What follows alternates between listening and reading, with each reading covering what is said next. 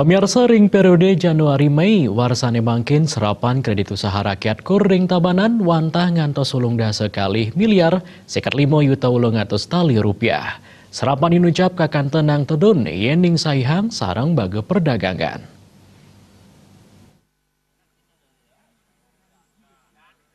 Kepala Bidang Sarana dan Prasarana Dinas Pertanian Tabanan, I Gusti Putu Wiatnyana Mausang, selami puniki serapan kur ring baga pertanian janten sayan tedun, yening sayang antuk baga sanitiosan, napi mali penglimbakang kur pemekas ring baga pertanian padi, serapannya dahat tedun, yening sayang antuk realisasi kur ring baga pertanian hortikultura, miwa peternakan.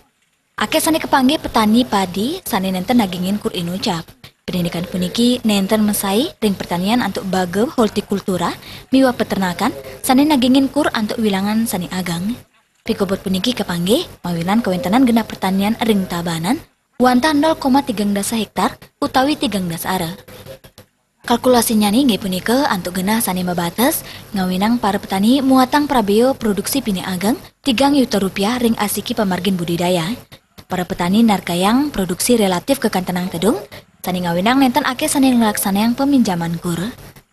Sejurin punika, serapan kur antuk baga pertanian padi, nenten side saihang majeng baga pertanian komoditas sanitiosan, mani bisnis Bali nguni.